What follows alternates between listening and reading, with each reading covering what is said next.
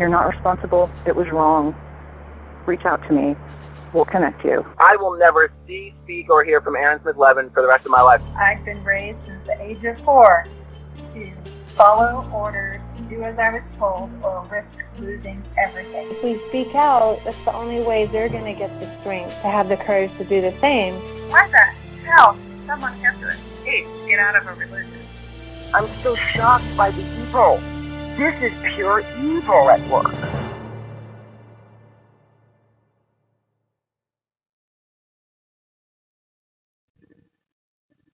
And welcome to another Come Get Some Extra Scientology edition. This week, bringing you another second-generation Scientologist, ex-Scientologist who grew up in Scientology from the age of 6, Danny Belew. I think you'll enjoy, enjoy is a subjective term, but I think you'll appreciate Danny's account of her experiences. This will be part 1, with part 2 coming in 2 weeks because I'll be spending the holiday away from the podcast for 4th of July next week, but for that weekend. But part 1 is today, and I hope you, again, appreciate it. Now, something that happened recently was a man by the name, another second-generation ex-Scientologist by the name of Brendan Ty was just on the Today Show with Megyn Kelly the other day. A couple things to take away from that. There was a lot to take away with a lot of that show. One was, of course, as we already knew, and I know I can trust when Kathy says that it was true. They were auditioning people, sort of speak, to be a girlfriend or a mate for John Travolta. And so people think, well, was she a Scientologist? Was she not a Scientologist? I think that doesn't matter. I don't know the answer to that personally. I'll have to check into that. I have not researched it, but it's not. We know it's not. If you research and look into it, it's not beyond Tom to find a mate that's compatible with him and possibly being recruited into Scientology. So those things can always be factors. The other thing that I took from that was his message at the very end of the interview was probably the most important thing he said in the whole thing was his family comes out and says bad things about him, his mom, and if they reconnect, none of that matters. He gets it, and everybody pretty much, for the most part, gets it. For those who are thinking about leaving, like, well, what about what I said? People are waiting for you. So here's the part 1 with Danny. All right, on today's show, I've got somebody who was a second-generation Scientologist from 6 years old. She's talking to us now about her experiences in Scientology, about having her own kids in Scientology, and just a whole lot of things in between. Please welcome Danny Belew. How you doing, Danny? I'm doing well. How are you? I'm doing great. We've talked a bit before hitting the record button, and I think you're an amazing person, and I think we're going to have a great conversation here. I hope so. I hope so too, yeah. Okay, so was your family not Scientologists until the age of 6? How did this all get started for you?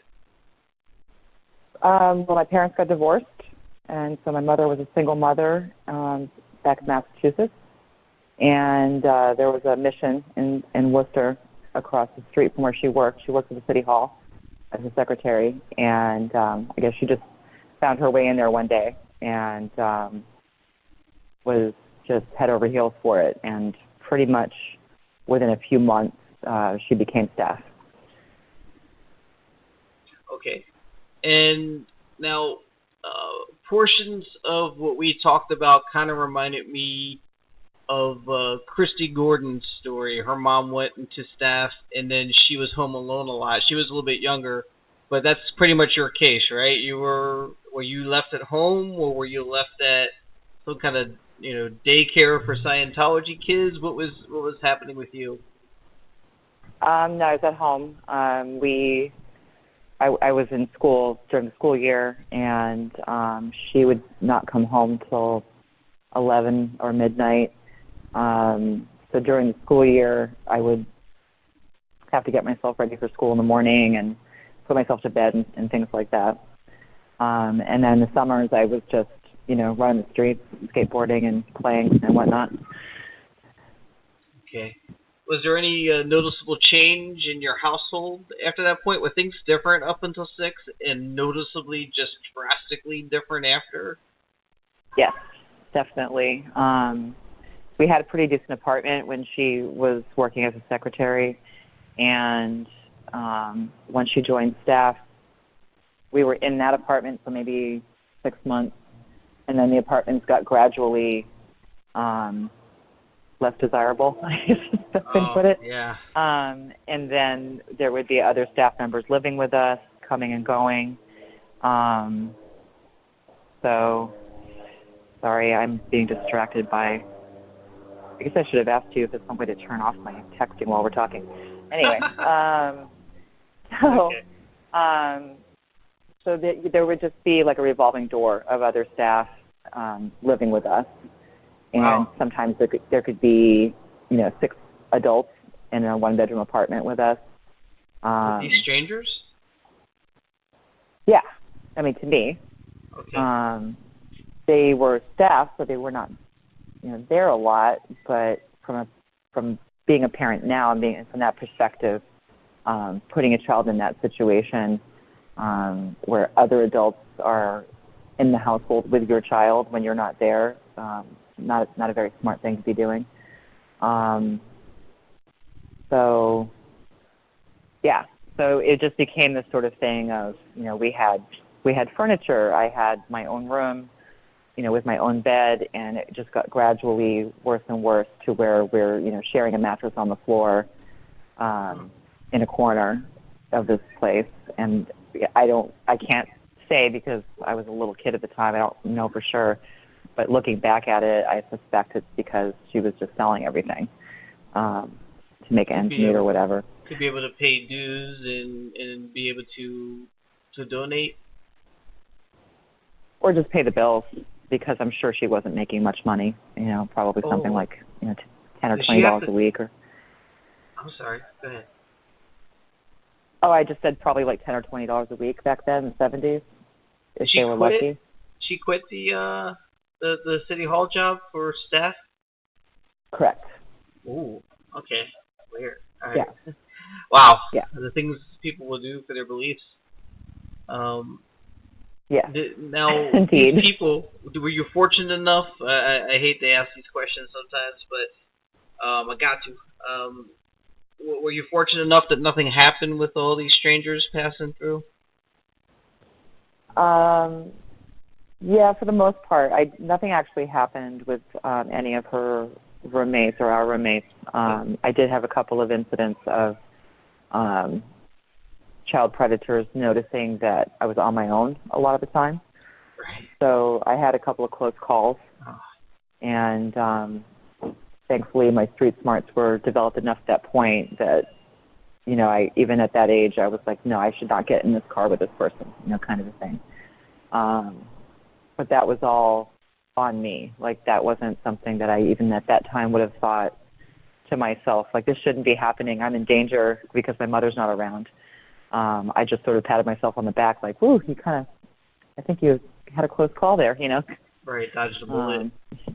Yeah, exactly.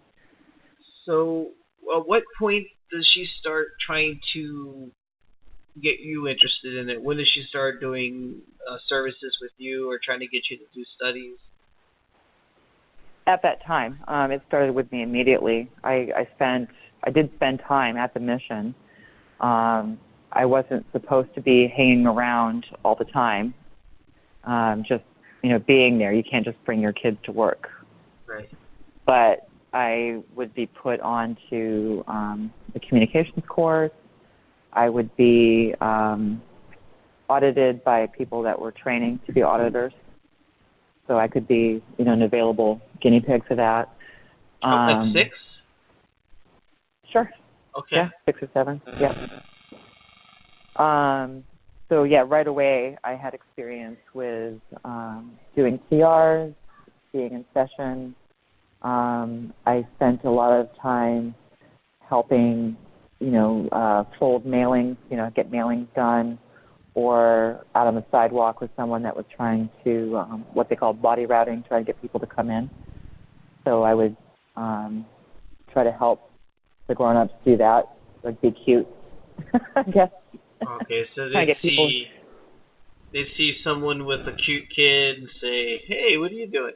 Oh, we're part of this Yeah. awesome organization. Come take our personality test. That whole thing. Always personality test, yes. All right, so you were roping them in that way. Wow. Okay, they were using you. So, did you think that was kind of? We're looking back now. Do you think that's kind of strange, knowing what you know about the auditing process, that a 6-year-old is being used as a guinea pig? I mean, because if I was going to have someone audit it, and if I believed in auditing, I would want probably some of the best trained people with my kid. Yeah, I could see that point of view. And I definitely use the term guinea pig loosely. I mean, that's just kind of like I'm trying to do like a non-Scientology term for what it was, which is, having needing someone to practice on. What's the Scientology term? That they would need a PC. Like I need to pretty do clear. Like pretty clear. So they're doing a course on how to become an auditor, and there's a part of the course that says now you need to go, try this thing on the e-meter with someone. And if I were available, then I would be that someone. Well, you were just a kid. How did you feel about it then, though? Did you think it was weird? Do you think it was just what the adults were telling you to do, so you did it, or? My mother was very heavily involved in selling it, and I very much, as any kid wants to, or most kids, want to please their parents. And my doing those things made her proud. So I could see that, that feedback from her, that I was making her proud. And at that time, she just envisioned, like, how lucky is her child to be getting in on this as a child, when I've spent, at that point, I guess she's in her mid-20s. I think from her point of view, it was probably, I felt lost. I didn't have direction or purpose, and how amazing it is going to be for my daughter that she doesn't have to go through any of that, because I've already handed this to her as a child. Yeah, and I'm sure that was her point of view. That's the thing with the second generation is it's such a the indoctrination's so different to me in the way it seems like it's just built in. Like there's no real effort needed on Scientology's part. It's how you're raised. So there's no convincing anything of anyone. You learn that way. Yeah, I think that's true of any religion, but yeah. I'm not saying Scientology's a religion, but anybody who has a set of beliefs or even a worldview, like they're going to try to impart that to their kids. I think the difference with Scientology is that parents are also given this set of beliefs that give them license to not be parents anymore. Right. You tell me at some point you got taken out of school. At what point does your involvement in Scientology services require you to not have conventional schooling? I don't think there was anyone that was telling my mother that I shouldn't be in school. I think that we're talking about someone who was a hippie in the 60s and with sort of, I'm just like, this is just my theory. And knowing her in particular, that I really do feel like the 60s were kind of over and she was looking for something else that was alternative, something that was outside of just the normal day-to-day, working 9 to 5, paying bills. And so with that background, she already had this predisposition to not wanting her child to be part of the system, and public education not being very good. I guess I would correct myself. There is some influence from Scientology that public education is bad, and that there's a chance that psychologists will get their hands on your kid if they're in public school. So there was that influence. So she just didn't. She just didn't consider it important. Because it would be more important for me to become an auditor, for example, than to go to public school. Right. Okay. So, what happens next? What's the next, in your mind, because this is your story, what was the most notable event in your time in Scientology that you think maybe needs to be discussed? What happened next?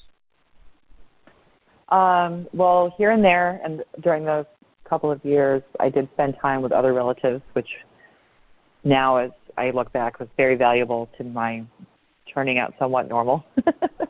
These are non-Scientologist relatives? Correct. Okay. Yeah. So she would, maybe need to go to Flag down in Florida for some training for a few months, and then I would be sent to live with a grandparent or something like that. So, looking back, that was. I was very fortunate to have that time. And so that was happening, and I'd kind of go back and forth with my father as well, because my parents were divorced, so I would go see him. And the next thing that happened was she joined the SEA organization for, at the time it was called FOLO East US, which is, I'm going to try to remember what that stands for, Flag Operations Liaison Office. East US, so out of New York City. I don't know. And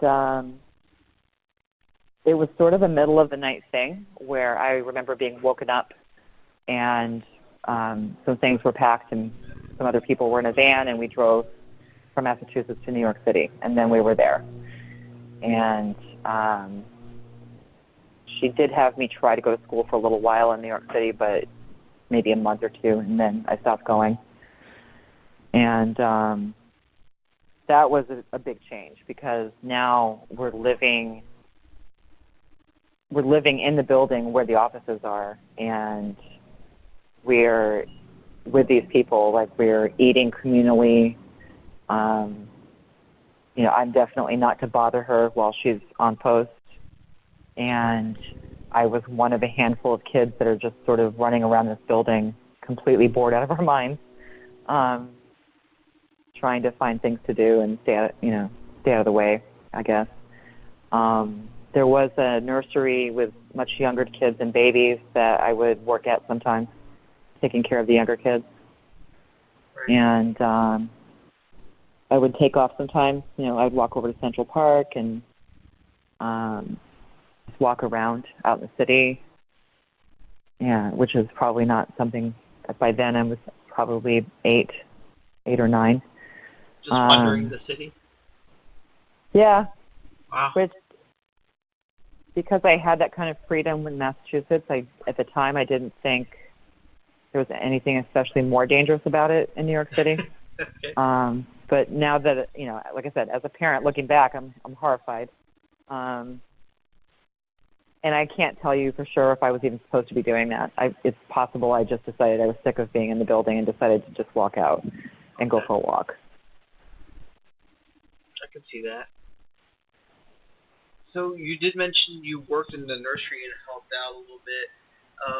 I'm not sure if all nurseries at all locations are equal. I know Leah Remini in her book talks about visiting her was there a sister or someone in the nursery, and it was just a terrible mess. What was the conditions in the nursery that you worked in?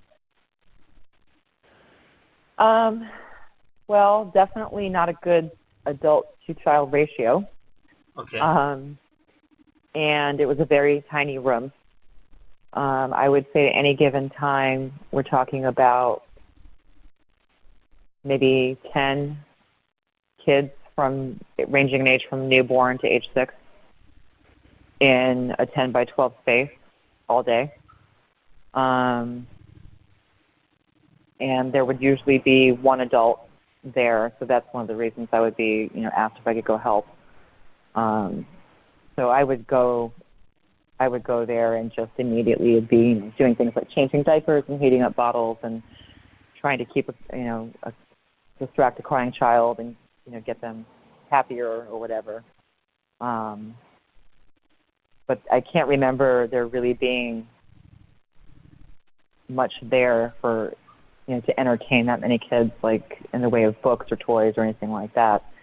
So yeah, it wasn't a good scene. Okay, so it wasn't a lot of good care. Just throw them in there and wait for the parents to come get them, basically. Yeah. Yeesh. Okay. Which was before the time that they started, they being the Sea Org started realizing that they were going to have to do something about Sea Org members having babies, because at that time there were some people that were just having one every year. Right. Did you know anyone? Did you experience anything where anyone had to have an abortion to stay in the Sea Org? I personally didn't experience that, but I did know I was very close to someone whose wife was pressured to have an abortion, and it was one of the many tiny, not tiny little things, because it wasn't a tiny thing for him, but it was one of many things that added up to me leaving, because he was a very good friend and he was in so much pain. They were separated, and I would say there was about a week of every day when I saw him, because he didn't know what was going on. He had no idea what was happening. He took a big chance in expressing to me that he wanted her to keep the baby and he wanted to go ahead and leave and have the baby. And at that time, which was 1995, the rule was that you could have a child, but you had to leave the Sea Org and you had to be assigned to a local organization, a Class 4 org, and work there until the child was 6. And then you could come back and the child could then become a cadet at the age, from the age of 6. So he was seeing it as, I want to go and have this baby, and we'll come back when that child turns age 6, because that's the rule. That's what we're supposed to be able to do. So that was my first experience to any of that. Like, I did not even know until that happened that people were being pressured to have an abortion. And I just kind of went through it with him. Every day I was like, did you hear anything? Have you seen her? And he was just getting more and more desperate. He's like, no, I have no idea what's going on. It's, been 4 days, it's been 5 days. And then eventually after a week, I asked him, and because I saw his face, like he looked like he'd been crying. And he was like, she's back, and she's already had the abortion. And so they, this, which I've now read was kind of the system that they had in place, was to immediately separate the couple and put all this pressure on her, and to not have him be part of the conversation at all. It just was so disgusting. And they didn't last. They ended up getting divorced less than a year later. So it was very sad. It feels like that's something that they've done, and I've heard other people talk about having done, and they say that the pressure isn't a thing anymore, but it's kind of built in, isn't it? It's like, do I want to give up the high esteem of the Sea Org, or do we go ahead and have the abortion? That option's still there, and it's got to be pressure. Your choices that you make are always weighed against the higher purpose of clearing the planet.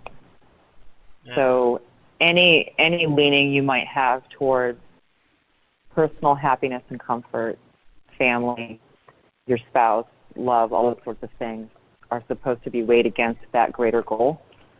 And if you don't choose that greater goal, there's something wrong with you, is how you're made to feel, basically.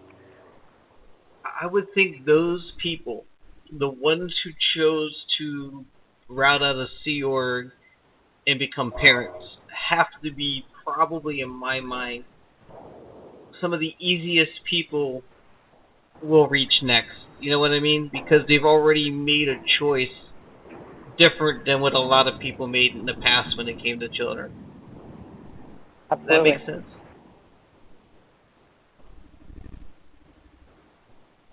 Hello? Yep. Do you think I'm Oh, can you hear offline me? on that? Yeah, I lost you there for a second. Oh, sorry. Do you think I'm out of line with that line of thought, or? No, not at all. In fact, I went on a recruiting mission to the San Diego org and met one of those people who had been assigned to the San Diego org because they had a baby. And I think their baby was about age 2 at that time.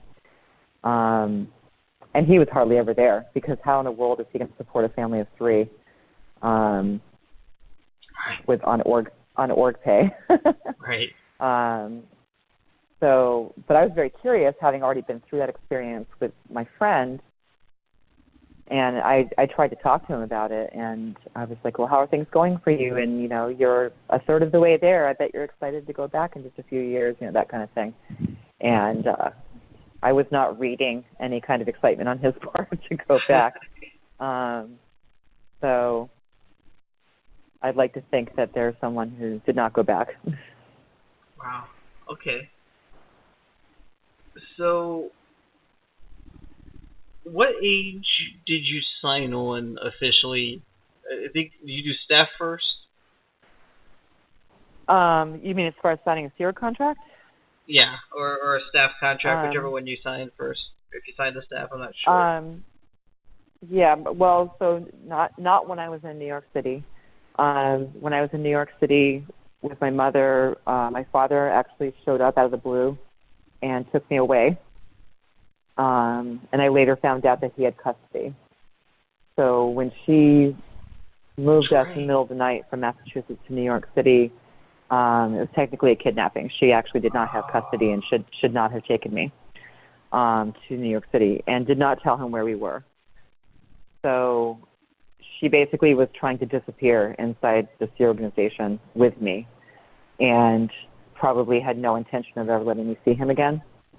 Right. But he later told me, I found all of this out when I was 35 years old and had a big, long talk with my dad. So he had actually hired a private investigator who tracked us to New York City, and that's how he found us. And had to basically threaten to call the police if someone didn't produce my mother and I immediately. And from my point of view, it was like, Dad, you know, I haven't seen you in so long. What happened? You know, oh, that's right. Yeah. We didn't have a phone. Of course you weren't able to call. Where are we going? Get me out of here. Were you in any way persuaded to believe he just didn't want to be in your life? Was that something that was done, or just complete absence that you had no idea why? I think my mother was very wise to the fact that, because at this point, I'm 4 years past the divorce time, and I did not tolerate any bad talking of my father from her. So I think she was wise to not go down that road with me, and she probably just made excuses like, oh, he's very busy, and we don't have a phone, you know, that kind of thing. And, you know, why don't you write him a letter? And maybe it's possible I even wrote him letters that she never sent. I have no idea. But I was just overjoyed to be rescued, basically, at that point, because I was so bored out of my mind. So he picked me up, and we moved to Northern California. And in the intervening time, over the next year and a half, my mother ended up at the Sea Org in Los Angeles. So I would say about 2 years after the New York City time of my life, I was sent down to stay with her for the summer, and that's when I was 12, and then I ended up signing my first year contract at that time. So that would have been 1981. You signed the Sea Org contract at 12? Correct. And don't they say they don't do it under 16 or something? I believe that's the current rule. That's what I've heard. Okay. But when, so just for an example, in the mid-90s, when I was there and my children were around the age of 12, when you've gone through they have categories for the children. So being a child is like the lowest tier to be considered a child. And if you don't want to be a child anymore and you want to become a cadet, you have to go through certain courses and demonstrate responsibility and so forth. As soon as you are becoming a cadet, you sign a contract. So you could have a 10-year-old signing a contract, at least at that time, and then they would start going through all their cadet training to become a full-fledged Sea Org member. It's like everyone else says, right? They treat you like, if you're 10, they treat you like you're 30. It's no difference. Yeah, in some ways, for sure. Sure. Okay. Yeah. So you met somebody. 13 years old, was it? Oh, yeah, we're going to talk about that.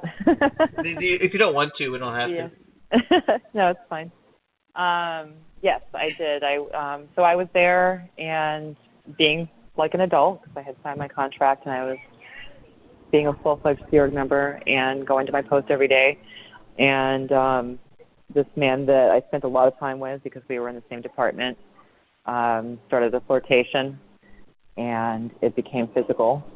He was 10 years older than I am, or I should say he is 10 years older than I am. And so we had a physical relationship when I was 12 going on 13, and he was 10 years older, that we were hiding from everyone, of course. And even then, in my mind, it wasn't because I thought there was something wrong with our relationship. It's just because you're not supposed to do that without being married. Right. Well, was that something commonly you saw? Did you know a lot of people? Did you have friends that were 13 dating people in their 20s and 30s? No, but I knew of certain situations that had happened that I knew of them in the way that, why aren't those people here anymore? And then I would be told the story of, oh, there was an out 2D, meaning, I don't know, how do I describe out 2D? Something that's not okay on the sexual dynamic. But again, those stories were not told in the way of, oh my gosh, he was so much older than she was, or she was underage. It was in the context of that shouldn't have happened when they weren't married, because the rule in the Sea Org is there's no heavy petting or sex unless you're married. Did they care? Because, okay, so I understand to an extent conventional law doesn't count so much within Scientology or something. So were they concerned at all with the age difference? I'm sure they were concerned with the non-married thing. In your estimation, was there any talk about, hey, she's too young for him? No. When we were discovered and separated, there wasn't any talk about the age difference. It was just about that we weren't married. And my mother, because at that time I was probably expressing very strongly that, I love him and there's nothing wrong with this and you can't stop us, you can't separate us, whatever. Typical dramatic thing a teenager might say or do. And her reaction was to try to figure out how we could get married, to fix it. Okay. So, yeah.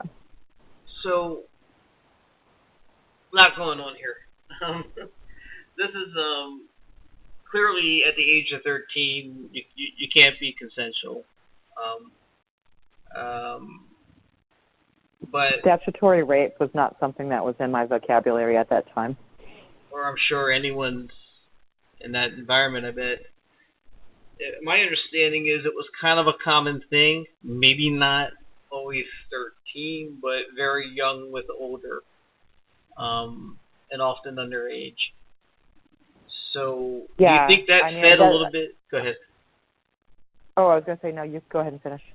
Do you think that fed a little bit into cultivating the possibility for your relationship, or do you think it would have happened in any other environment? It definitely cultivated it for me, in my mind, because I did know of people, maybe a 16-year-old marrying a 30-year-old. I knew at least 3 different couples where they were both 16 or they were both, like 15 and 17 or something like that got married somehow. I don't even know how that happens. I guess parents' laws may have been very different in 1981, but it was my understanding that if parents gave consent, you could get married. So in my mind, number one, I already think of myself as an adult because actually there is no such thing as a child or an adult because I'm a billions-of-year-old Satan who just happens to have a body that's not completely grown yet. And then number two, I don't know where I was going with number two. But, yeah, to answer your question, yes. So it influenced things for me. I don't, it's hard to describe, but it's not like people are going around saying, laws don't apply to us. But there's always there's big justifications for why the law doesn't apply. Right. Or why a WOG, an outsider, somebody not one of us, would see that as being wrong and use it against us as bad PR. And so you have to be very careful and protective of that situation, that it does not get out into the public because they wouldn't understand. It makes me think of that extremely controversial, often debated amongst the X and critic community, entry from Dianetics about the 7-year-old pulling away. If a adult male tries to kiss her, if she pulls back, it's because of an engram in her past. Do you think that cultivates? Go ahead. I'm sorry. No, I was saying that there's that aspect as well. The other aspect of it is the pulling in thing you probably heard. Yeah. Where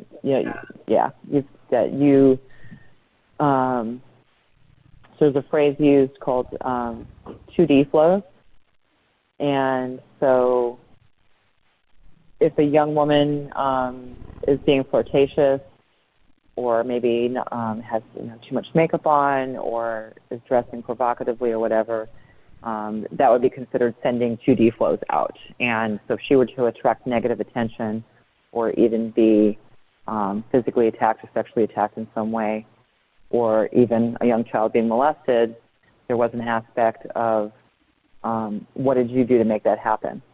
Right. You need to take responsibility. And in the context of what happened, what we were just talking about that happened with me, none of that sort of thing was being discussed really, except that I was supposed to take responsibility for creating a situation that could have been a bad PR situation. So you did get punished for having that relationship? I did not get punished the way most people would. So let's say 2 people over the age of 18 had sex and they weren't married, they would both be punished. They would be probably sent to the RTF or have to go through an ethics handling or something like that. The solution for me at that time was that we were separated and I was banned from being on the base. And I was basically exiled to the Hollywood Inn, the HI, where my mother lived. Wow. So I had been living on the base in my own dorm full of other adult women. And so I was removed from my post, obviously, because I was not allowed in the base. And I was to stay in my mother's room at the Hollywood Inn.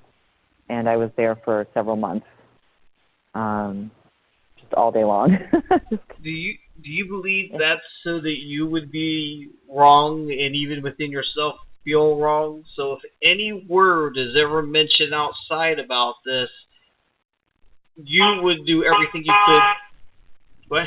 You do everything you could to protect that story because you would be embarrassed because it's your fault. Do you think that's what that was about? I don't know. I have the sense that they were waiting to finish his ethics handling and his punishment, and then I would be brought in for mine.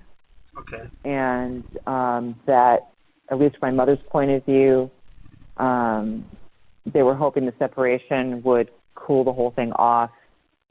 They were going to make him leave, and then I would be able to get my ethics handling and go back on post. Okay. So it wasn't necessarily a shaming thing, although it seems like a side effect. Oh, for sure. Yeah. No, absolutely. I completely lost the respect of my peers, and 13 years old. I let everybody down. Yeah, but I let everybody down. I wasn't on post anymore. I wasn't doing my job to help clear the planet anymore, and I had done something that was distracting and destructive. And so that's what the ethics handling would have been about, is, why did you do this thing that's harmful to this organization when we're working to clear the planet? There's something wrong with you that you created a situation that's harmful to us. That would have been the tone of that conversation. Wow. Nothing healthy or ethical about any of this. Any of it. Okay. So what happens next here for you, Danny? So for me, well, the Hollywood Inn had a payphone in the lobby at that time. I'm sure it doesn't now. And so we had a system. This man and I, we had a system where he would call me between a certain hour, usually the dinner hour, like maybe 5 to 6, 6 to 7. I don't remember which one it was. And so I would wait in the lobby every day in case he was able to find a way to call. So we probably talked a handful of times over a couple of months. Just all like, I love you, and I can't believe they're doing this to us, and we're going to run away together, and that kind of thing. So finally one day when I got the call, he was like, well, I'm done. I finished my sec checking, his confessional, and I'm leaving. Do you want to come with me? And I said, yeah, hell yeah, I'm just sitting here in a building all day, so of course I want to go with you. And I did. We got on a Greyhound bus to Texas, and a couple of days after I arrived, my mother called me at his parents' house, because when you go in to Sea Org, you have to write your life history, and you have to write down the names, phone numbers, addresses of everyone in your family, everybody you know that you can possibly think of gets written down for them to have on file. Wow. And then when you're going in, you don't think really anything of it at the time. At least I didn't. I just thought, oh, okay, whatever. But of course, that's so they can find you. All the people they can harass later if they have to. Correct. So my mother called me a couple days after we arrived, and she said, I'm glad I found you. I'm glad you're safe. And I was probably full of attitude and like, yeah, so what? You don't care. And she's like, well, what would you do if I, came out there to see you and bring you back? And I just said, yeah, I'll run away again. Don't bother. So she was like, okay, you do your thing. That was her attitude. It's like, you do your thing. I'll be here if you want to come back. And that's how that went. All right, good. So what happened next? What was the next significant event? What stands out as something important we might need to talk about here? Well, I went back 3 more times. I joined the Sea Org 3 more times. I joined a total of 4 times. And every time you have to sign a new billion-year contract? Yeah. Okay. It doesn't. They don't stack. It wasn't necessarily that I owed them 4 billion years. Right. It's just sort of. Now we're getting silly. But it was a sort of you sign it as a recommitment. Right. Because when you do go back, you have to go through the whole process again. So the second time didn't last very long. My son was a baby. and the place where they took care of babies and children at the time was called the CMO, next to Celebrity Center, and he wasn't doing well there. He was they call it failure to thrive. He wasn't he wasn't responding. He was losing weight, and so I just refused to bring him back, basically. Failure to thrive? What's that? Failure to thrive? It's a condition called failure to thrive with infants. Okay. So symptoms would be losing weight. He wasn't making eye contact or responding. Like normally a baby, like you cuddle and they hug you tighter, or you tickle them and they giggle or whatever. Like there was none of that was happening. He was just sort of staring off into space. So I refused to bring him back, and then I was at an impasse where I can't be on post because I got an infant, and I would not bring him back. And that one was kind of strange because I didn't really go to ethics or get a handling or leave in the usual way. I just sort of faded out. I just stopped showing up, kind of thing. Now, if I'm not mistaken, it wasn't too long after that he began thriving, right? Oh, yeah. I got it. He came back. Do you think it was something to do with how he was taken care of or not taken care of?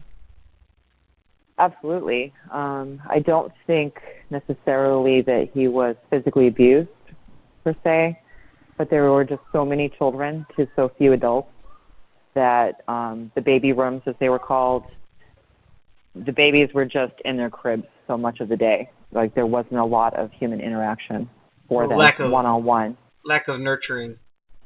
Absolutely. There were several nannies. They were called nannies. There were several nannies there that would let babies just cry. And the closest thing I can come to describing it to someone for you to picture it is I've seen videos of orphanages in Romania where there's just cribs like stacked on top of each, like next to each other. And obviously these children weren't that bad off physically, because some people think of the kids having physical issues like missing limbs or whatever, but it was very similar to that, where there's just crib of kids in various stages of needing to be fed or changed or whatever. See, that's closer to what I read in Leo's book. Yeah. It was pretty horrific. Wow. Okay. So, anyway, yeah, so that was time number 2, and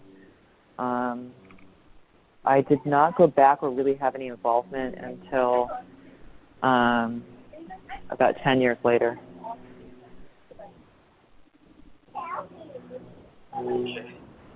Now, in that 10 years, what did you do? You did some medical assistant training? Yeah, in that 10 years, I had 4 children, and I went and I had not been back to school since the 7th grade, and now I'm an actual legal adult, and I've got 4 young children as a single parent.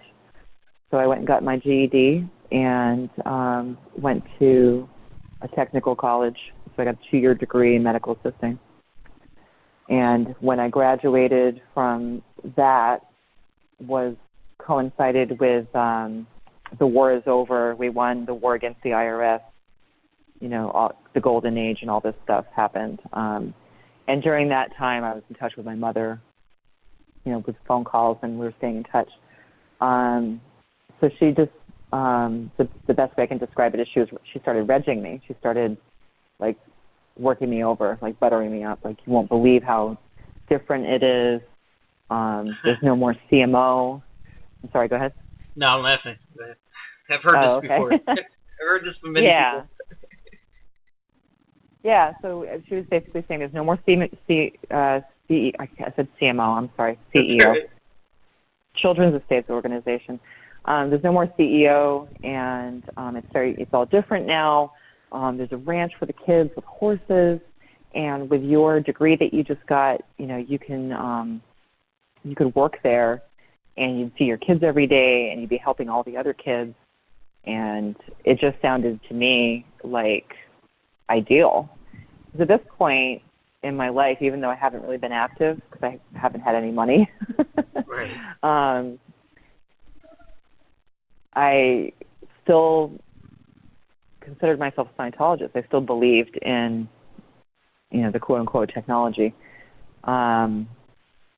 So for me, I was like, wow, this is going to be amazing. Now I get to introduce my children to this amazing thing and use my medical skills, and help all these other kids. And it just sounded like the absolute perfect situation for me. So I put the kids in the car and drove cross country to Los Angeles.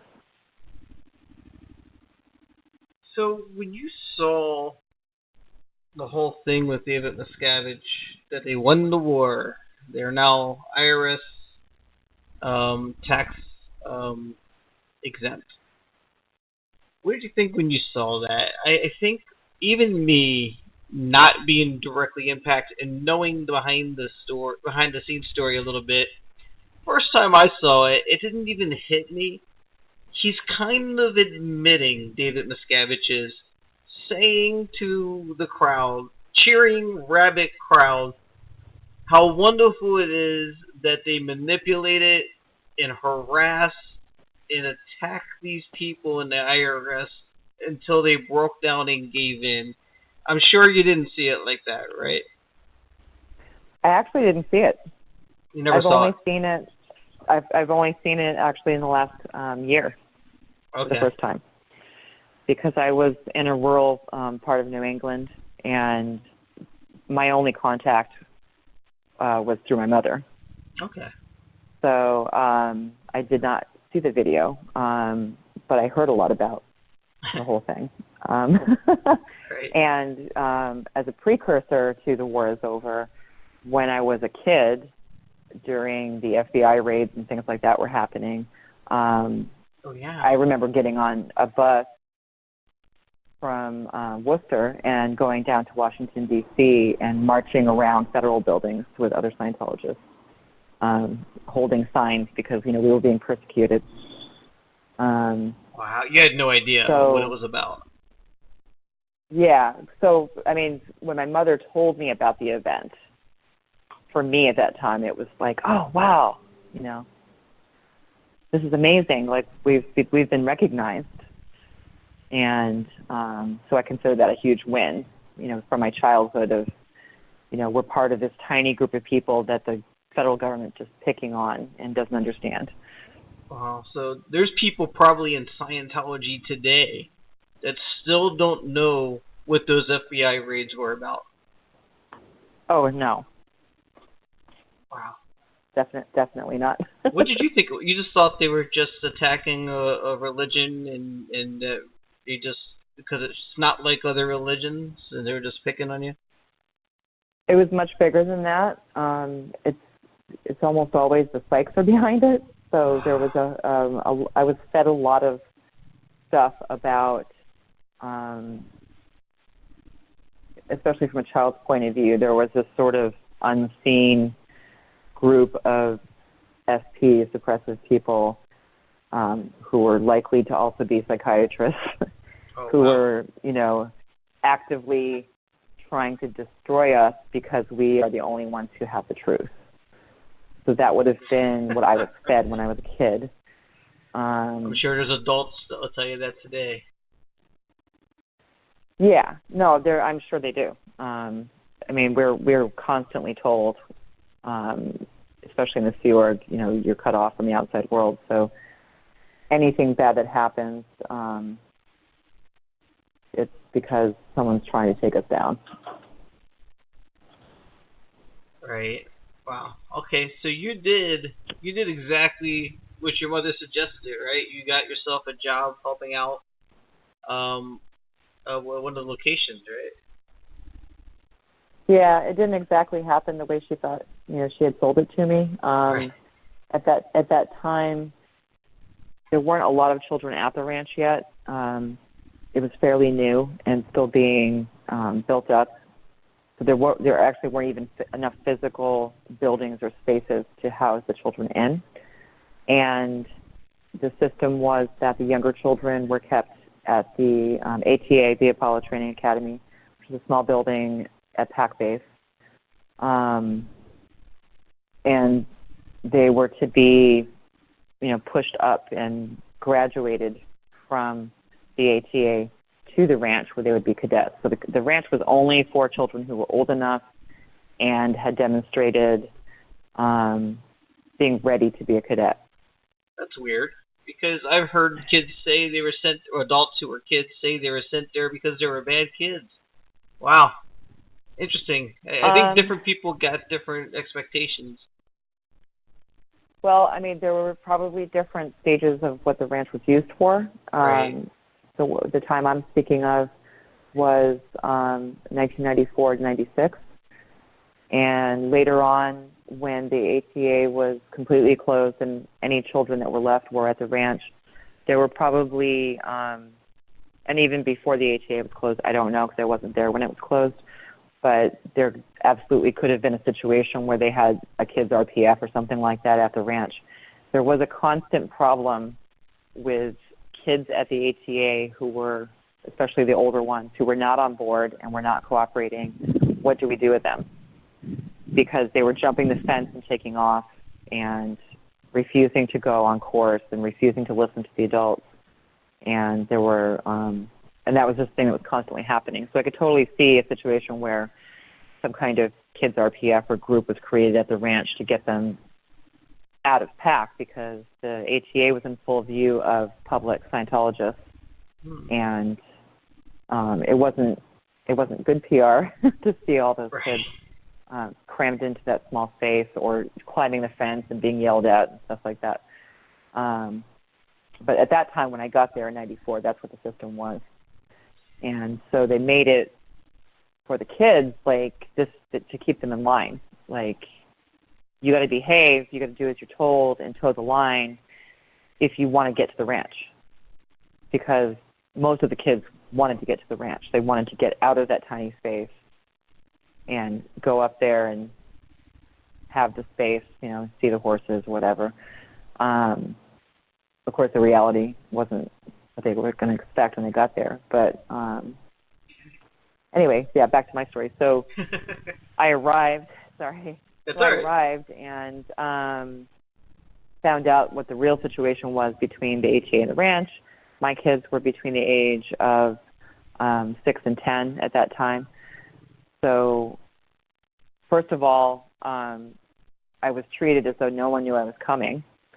And I had just sold everything I owned and packed up a car with 4 children and shown up on the doorstep. And now I'm being told, we didn't know you were coming and we're not sure we want you. You're a liability. You're one adult who can work for the support of 5, because they've got to pay for the food and all that for these 4 kids. So then I was in a situation where I was just desperate to prove that I was absolutely worth it. I had to sell myself that I had these skills and that I was completely worth being taken on with my children. And of course, my older children would become cadets, very quickly, because they're right at that age, and so that's how that went. So from that point, all 4 of my kids and me were at the ATA, and I worked there taking care of the food. I thought I would be a full-time medical officer. It's called the MLO, Medical Liaison Officer. Yeah, why wouldn't you be?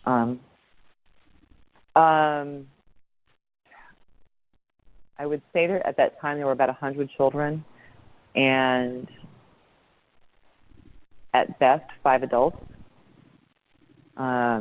So it would be a luxury for me to be a full-time medical officer. I was needed to do the food. Okay. So, and I didn't mind that very much, because my brain is still in mom mode. Like, I'm still there, not just to take care of my kids, but all these other kids. So I could totally blend that purpose of the medical help with nutrition and making sure these kids are getting fed well and that kind of thing. So I was fine with it. And I also had a dorm of boys that I took care of in the evenings. So I had the 3 meals a day to bring to the ATA and pack up and take away. So basically, you had course rooms, 6 spaces of tables and chairs that were converted into a dining room for each of the 3 meals. And then they had to be cleaned up and switched back into classrooms after each meal. And so that's a lot of work. Yeah. And so I would do that during the day, and then I would get back to the dorm and have my dorm of boys that I was responsible for getting them through showers, brushing teeth, and getting to bed. Okay. So Yep. you've described yourself as being in mom mode, and I believe you when you say that you had a different approach than what we hear about how other kids are taken care of at different locations, cadet orgs and ranches and whatever. Were the other 4 adults along with you, were they in the same kind of mindset as you?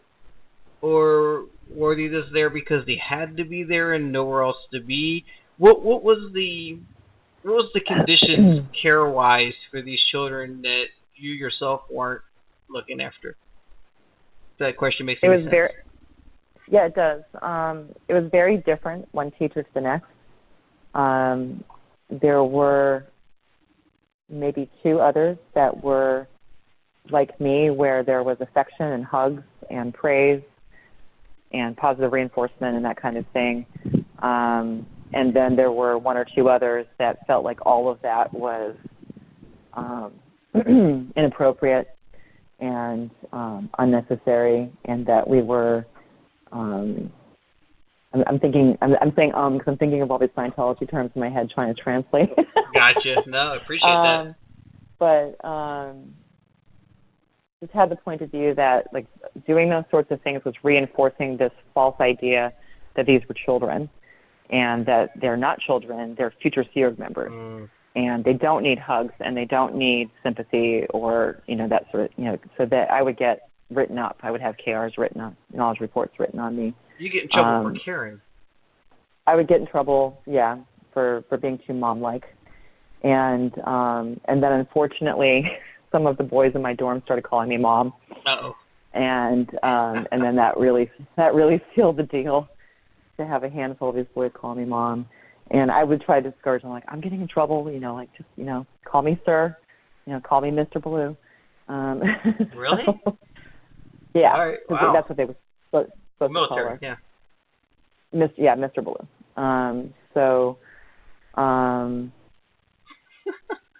So I kind of, I wanted, how do I put this? I didn't stop, but I try to keep it more on the down low, and especially when those certain people were around. And unfortunately, that rivalry, that situation with these other 2 teachers started to reflect on how my kids were being treated. Because the same 1 or 2 teachers that frowned on affection and children being treated like children would also be the ones that played a lot of games with the kids as far as favoritism goes. They would tend to pick out kids that they didn't like and just would not let up on them. They would just, they would bully them, basically. And they considered that to be an ethics gradient, and they would encourage other kids to bully them as well. And it was gross. Okay, so that's part 1 for now. Part 2 is in 2 weeks. Again, I'm celebrating 4th of July next week with my family. I will be around to do part 2 next week. But in 2 weeks, part 2 with Danny Ballou. I really like Danny. One thing about her story that I find interesting is she tells the story of an old friend who was coerced into abortion to stay in the C word. You're going to hear more about her time at the ATA at the Apollo Training Academy. And you're going to hear about how abortion came up in a different way, because as many things in Scientology, there's contradictions, there's double standards. You're going to see that play out, as well as a few other topics that have come up, like how she got out, how she got her kids out. Escaping comes up again, as it always does. Blowing. So all that coming up and more. I know I was just looking during the playing of the stream here, the interview. I was reading an exchange between Stacey Francis, whoever that is, and Leah Remini. And Stacey's pretty combative, but I just want to remind you guys, just one more time, I'll remind you, I've said it before, I own my main account, Miami6Man on Twitter. That's right, you can follow me on Twitter at Miami6Man. But on that account, I was blocked by Stacey, just asking, hey, maybe you should come on my podcast and tell your side. I'll be respectful. I wasn't saying, hey, Stacey, come on my podcast so I can tell you why you're wrong, so I can tell you how horrible Scientology is. I was saying, come on my podcast. Don't see Scientologists telling their side anywhere. Come tell your side. And I got blocked for that. So that's what winning and being right looks like, I guess. In the meantime, though, for the most part, I want to see everybody have a great week next week. And enjoy your holiday. Enjoy the 4th of July, or enjoy whatever you're doing in whatever country you're in during next week. And in 2 weeks, we'll see you again. Until then, stay connected. That about sums it up. You have been listening to Come Get Some Extra on Blog Talk Radio, iTunes, YouTube, and many other streaming services where available. As always, stay connected, and that about sums it up.